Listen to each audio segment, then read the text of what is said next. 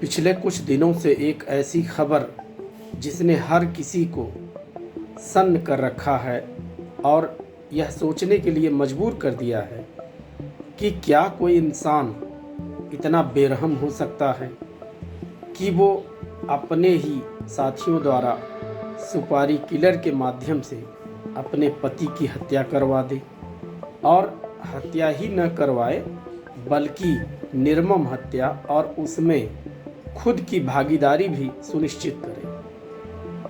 पूरे देश में इन दिनों चर्चा है राजा रघुवंशी और सोनम रघुवंशी की, जिन लोगों की शादी होती है 11 मई 2025। उसके बाद सोनम के मन में जो नफरत थी, जो घृणा का भाव था अपने पति के प्रति,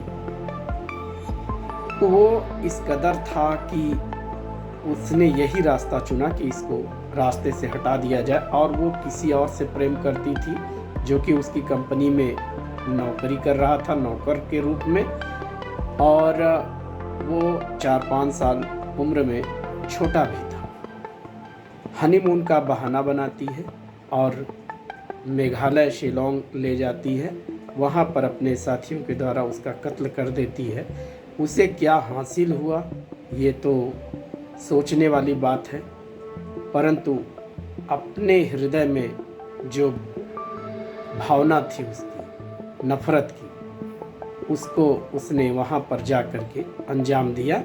और मेरा विचार तो यह है कि उसके माता पिता और भाई से भी पूछताछ होनी चाहिए कि सोनम के माता पिता जब यह जानते थे कि वो किसी व्यक्ति के यानी राज नाम के लड़के के संपर्क में थी, तो उसकी शादी राजा रघुवंशी से कराना कितना सही था। उससे पूछताछ हो और उन लोगों को इसके लिए जिम्मेदार ठहराया जाए। कम से कम ऐसी धाराएं लगें कि कम 5 से 10 वर्ष की सज़ा उन लोगों को भी मिले और सोनम को तो फांसी की सज़ा मिले, जैसा राजा के परिवार वाले भी डिमांड कर रहे हैं।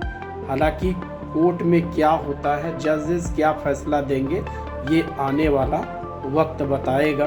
प्रोसीडिंग कैसी होती है, ट्रायल कैसा होता है, एविडेंस उस समय कितना पुलिस कलेक्ट कर पाती है, कोर्ट में प्रस्तुत कैसे करती है, लॉयर जो होंगे वो कैसे कैसे तर्क देंगे, सब कुछ वक्त लगेगा समझने में। ऐसा नहीं है कि इस तरह की घटना पहली बार घटी है, पहले भी इससे भी बड़ी बड़ी वारदात हो चुकी है समाज में। आने वाला समय बताएगा कि क्या होगा इस केस में, लेकिन इतना तय है कि अंदर क्या चल रहा है इंसान के अंदर कोई जान नहीं सकता है। उसके माता पिता ने भी भांपने में वो लोग भी असमर्थ रहे कि ये लड़की जो बहुत खुश मिजाज है, बहुत अच्छे से बात करती है, क्या वह उसके बेटे की हत्या तक करा सकती है, इसकी उन्होंने कल्पना नहीं की होगी।